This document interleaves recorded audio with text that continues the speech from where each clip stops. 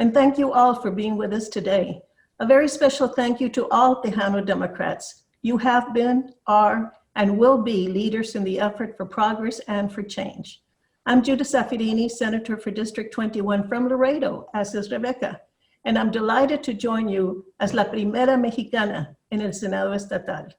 What a pleasure it is to see dynamic leaders like my friends, Senator Eddie Lucio, Senator Carol Alvarado, former Senator Gonzalo Barrientos, Senator-to-be Cesar Blanco, and other members of the legislature. We are united in carrying the banner for Tejano Democrats in the November election. My favorite dicho is, hablando se entiende la gente. Through communication, we understand each other. That is what is so important as we gather as Tejano Democrats, proud of our roots, but even prouder of our future. The question before us today is, however, how can Joe Biden carry Texas? Simply, by following the advice of President Barack Obama and others who said, don't agonize, organize, and that's how we can win it.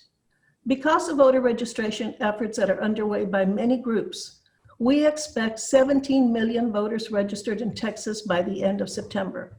That is 1.5 million more voters than in 2018, when Democrats lost by 290,000 votes. We lost it by not expanding and turning out our base. Lessons learned. Let's not let that happen again. That is why Representatives Richard Raymond, Tracy King, Ryan Guillen, my son, Carlos Zaffirini Jr., Dr. George Shipley, my consultant, and I are working with Democratic groups to register 40,000 new Democrats in our districts. These groups working with us include Blue Action Democrats, Move It, and Betos Powered by the People. These efforts already are paying off. More votes, for example, were cast in the Democratic primaries this year than in the Republican. Grassroots work is paying off. Here's the interesting part. The hardcore Republican base in Texas is 4.5 million. That means the higher the turnout of the 17 million voters, the better the outlook for Joe Biden in Texas. From the Tejano Democrats' perspective, we need to organize like never before. We all admit that our turnout and voter registration numbers have been dismal, and we need to do something about it. It's easy to make speeches, it's harder to organize, but organize we must. Texas is in play, and we can win it. To fully realize our potential, we need to educate and communicate with Latinos, especially the younger ones. The reasoning is that younger Latinos are becoming increasingly educated and are increasingly influential in navigating the country and their communities for their families. They can mobilize their tíos and tías, their abuelos, and their extended families into a powerful force. The problem is, my friends, that only 43% of Latino youth are enthusiastic about Biden right now. And that's where our educational efforts, our mentoring, come in.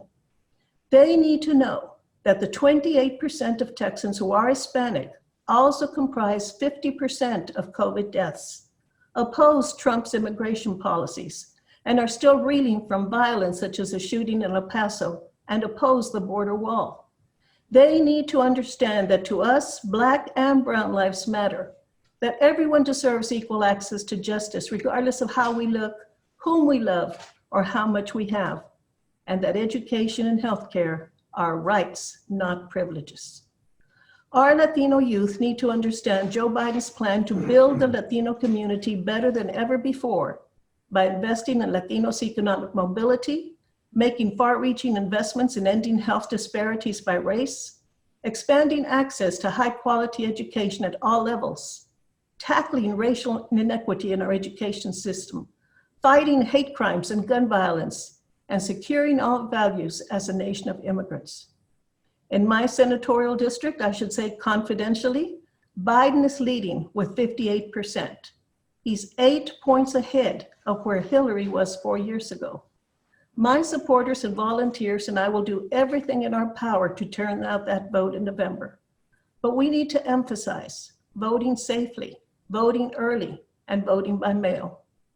Our immediate investment in online research on digital platforms, Latino radio, and direct mail education will be critical, as will outreach and on-the-ground training for local community leaders trusted among Latino communities and seniors who might not be so digitally savvy.